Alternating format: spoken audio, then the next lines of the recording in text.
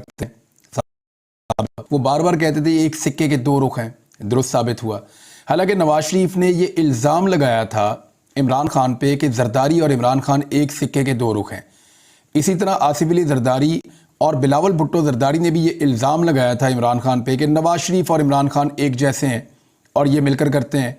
लेकिन इमरान खान का कहा हमेशा सच साबित हुआ।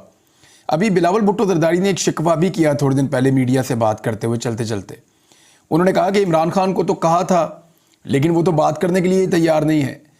तो ये बात सच साबित हो गई कि इमरान खान ने कहा था ये दोनों इकट्ठे हैं, एक जैसे हैं, इन्होंने बंदर बांट की हुई है, ये बारी बारी पाकिस्तान पे हुक्मरानी करते हैं, इन्होंने सूबे भी आपस में बांटे हुए हैं। यानी खैबर पख्तूनख्वा जो है वो इनके कंट्रोल से निकल गया, लेकिन इन्होंने पंजाब को और सिंध को बांटा हुआ है। पंजाब PMLN के पास रहेगा, सिंध पीपल्स पार्टी के पास जाएगा और बारी बारी ये वफाक के अंदर अपनी हुकूमत बनाएंगे।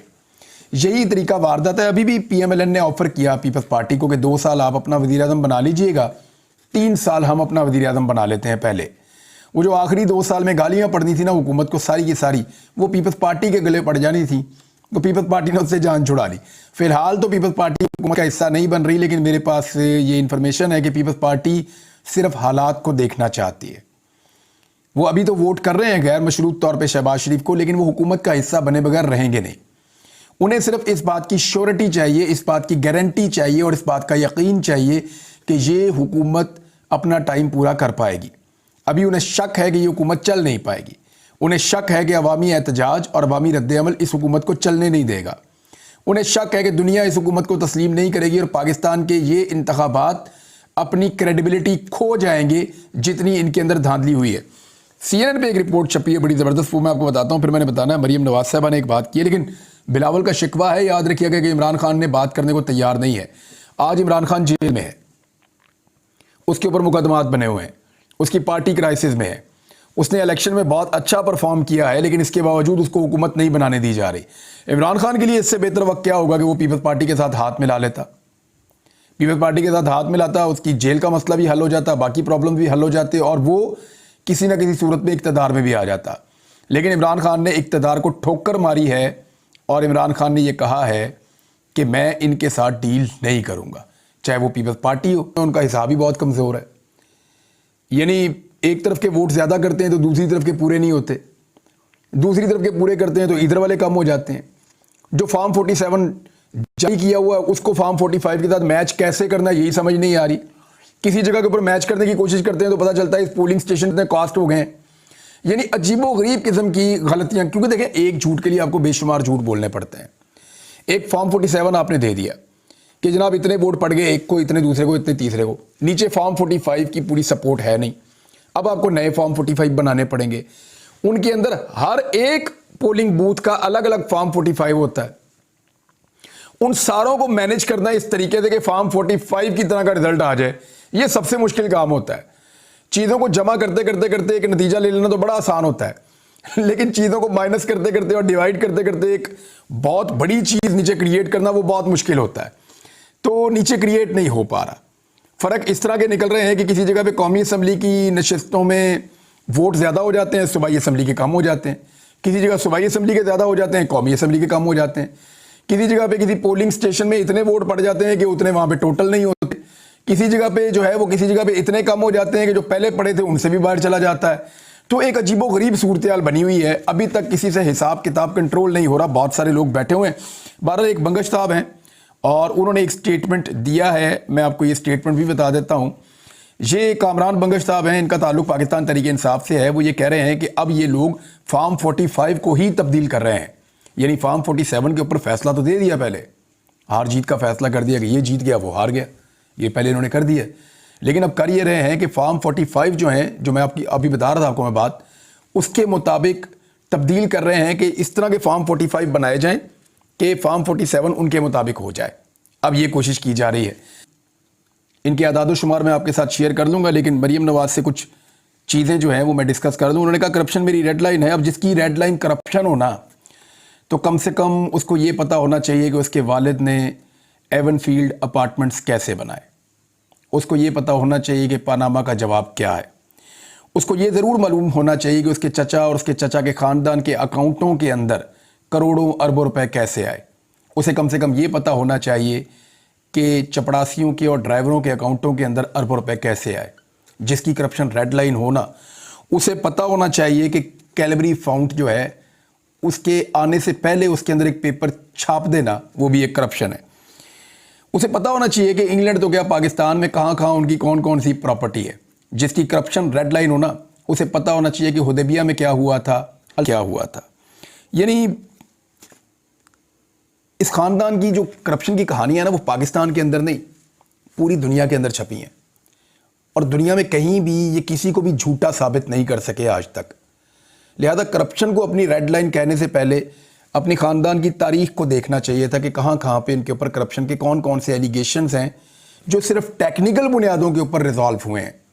यानी कोई एक भी ऐसा केस नहीं है जिसमें शरीफ ख़ानदान के बारे में ये कहा गया हो कि ये बेगुनाह है, इनके ऊपर करप्शन का ये इल्ज़ाम बिल्कुल झूठा था, इस इल्ज़ाम से इनको बाइज्जत बरी किया जाता है और ये वो सबूत हैं शरीफ ख़ानदान के जिनकी बुनियाद के ऊपर इनके ऊपर अब ये एलिगेशन एग्जिस्ट नहीं करता। हर जगह पे ये टेक्निकल ग्राउंड्स पे बाहर निकले हैं। जैसे जरदारी साहब अपने केसेस पे टेक्निकल ग्राउंड्स लेकर बाहर निकले, ऐसे ही शरीफ ख़ानदान अपने केसेस पे टेक्निकल ग्राउंड्स लेकर बाहर निकला। किसी जगह पे भी वो कोई सबूत पेश नहीं कर सके, कोई मनी ट्रेल नहीं दे सके, कोई रसीदें नहीं दे सके। तो ये जनाब इनकी पूरी कहानी है जिनकी करप्शन रेड लाइन है। इस पे बात करते रहेंगे, लेकिन एक बात की तो मैं उम्मीद करता हूँ कि मरीम नवाज पंजाब में कोई एक ऐसा अस्पताल बना लेंगी जहाँ उनके वालिद का इलाज हो पाएगा। नादरीन, एक और काजी फ़ायद ईसा साहब के हवाले से ख़बर है और वो अभी जंगल में आग की तरह ये खबर फैलती चली जा रही है, क्योंकि एक मुतनाज़ फ़ैसला है जिसके बाद ये सूरत हाल पैदा हुई। ये फ़ैसला तो 6 फरवरी को आया था और जो हमारे रिपोर्ट करते हैं लोग अदालतों से, उनको इसके बारे में आइडिया था और वो इसे जानते थे, लेकिन फिर मुकम्मल तफसीली फ़ैसला आने का इंतज़ार किया जा रहा था। अब जब फ़ैसला आया तो एक भूंचाल आ गया। अब ये फ़ैसला है क्या, इसका उर्दू तर्जमा भी मौजूद है, आप लोग उसको जाकर पढ़ भी सकते हैं। ये एक रिलीजियस मामला है, मजहबी मामला है। इस पे जो रद्द-ए-अमल आया मुख्तलिफ सियासी रहनुमाओं का, जो मजहबी सियासी जमातों के हैं, वो मैं आपके सामने रख देता हूँ। जो सबसे तफसीली रद्द-ए-अमल है वो फ़रीद अहमद पराचा साहब का है, मजहबी स्कॉलर भी हैं और जमात इस्लामी से इनका ताल्लुक़ है। वैसे तो दर्जनों की तादाद में बड़े आलिम दीन है जिन्होंने इसके ऊपर अभी तक अपना मौक़िफ़ दे दिया है। पराचा साहब ये कह रहे हैं कि ये 6 फरवरी को जो फ़ैसला आया, 3 रुकनी बेंच ने इंतहाई मुतनाज़ फ़ैसला दिया है। फ़ैसला आइन और कानून से मुतसादिम है और ये एक्चुअली जो मामला था वो तहरीफ शुदा कुरान पाक शाया करने से मुताल्लिक़ था कि एक अक़लियत जो है वो कादियानी वो इसको शाया कर रहे हैं।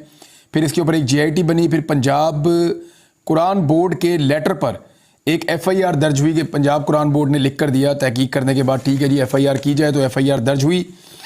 ये बात वाज़ेह हो चुकी थी कि पाकिस्तान के कवानीन की मुखालफत हुई है और फिर मुलजिम ने ज़मानत के लिए दरख्वास्त दी और उस पर जो है वो फिर चीफ जस्टिस ऑफ पाकिस्तान के पास जब ये केस गया तो ना उन्होंने वकला को बोलने की इजाज़त दी और ना ही उन्होंने दलाइल सुने, जैसे वो पहले से फ़ैसला करके बैठे हुए थे जो फ़ैसला उन्होंने दिया है। ये फ़रीद अहमद पराचा साहब कह रहे हैं। फिर उन्होंने कहा कि फ़ैसले के कई पहलू बहुत ही काबिल एतराज़ हैं। फिर फ़रीद अहमद पराचा साहब कहते हैं कि आईन पाकिस्तान के आर्टिकल 20 का हवाला दिया कि हर एक को मजहबी आज़ादी हासिल है, मगर इस आर्टिकल का आगाज़ ही इस बात से होता है कि कानून के मुताबिक यानी बेलगाम मजहबी आज़ादी हासिल नहीं है। फिर वो कह रहे हैं कि एक मुतनाज़ किताब है तफसीर सग़ीर, जिसे बैन किया जा चुका है, उसको उसकी इशाअत का या उसको फैलाने का एक रास्ता खोल दिया है। और फिर उनका ये मानना है फ़रीद अहमद पराचा साहब का कि ख़त्म नबूवत के मुतफ़िक़ा अक़ीदा के बरक्स है, ये उन्होंने इसको करार दिया। फिर उन्होंने कहा चीफ जस्टिस ऑफ पाकिस्तान आइन की तशरीह और हिफाजत में नाकाम रहे हैं, उन्हें इस्तीफ़ा देना चाहिए, हम रंजीदा हैं। चीफ जस्टिस ने एक ऐसा रास्ता खोला है कि 100 साला जद्दोजहद को नुकसान पहुँचाया है। ये तो फ़रीद अहमद पराचा साहब का जी इसके ऊपर स्टेटमेंट है। फजलुर रहमान साहब ने भी इसके ऊपर चीफ जस्टिस कादी फ़ायद ईसा की राय को अहमकाना और जाहिलाना करार देते हुए उनसे इस्तीफ़े का मुतालबा कर दिया है।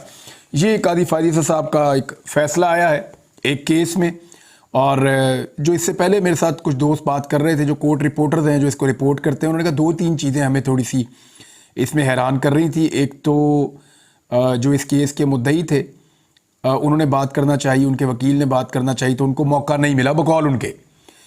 दूसरा, उन्होंने कहा कि मामला कोई और था और डिटेल के अंदर बहुत ज़्यादा चीज़ें आ गईं, یعنی اتنی زیادہ چیزیں ڈیٹیل کے اندر نہ بھی آتی تو وہ معاملہ جو ہے وہ کسی اور چیز کا تھا، ایک ضمانت کا معاملہ تھا۔ بہرحال یہ چیزیں بھی آگے چلیں گی، دیکھتے ہیں ریویو اس کا ہوتا ہے تو کیا ہوتا ہے، کیونکہ فضل الرحمان صاحب کی جماعت نے کہا ہے کہ جب اس کو ریویو کے اندر جائیں گے تو ہم اس کے اندر پارٹی بنیں گے۔ مذہبی معاملہ ہے، حساس نوعیت کا معاملہ ہے۔ اس سے پہلے بھی قاضی فائز عیسی صاحب جب فیض آباد دھرنا ہوا تھا ختم نبوت کے معاملے پہ، خادم حسین رضوی صاحب نے جب دھرنا دیا تھا تو تب انہوں نے بڑا زبردست ٹانس زوردار طریقے کا لیا تھا قاضی فائز عیسی صاحب نے۔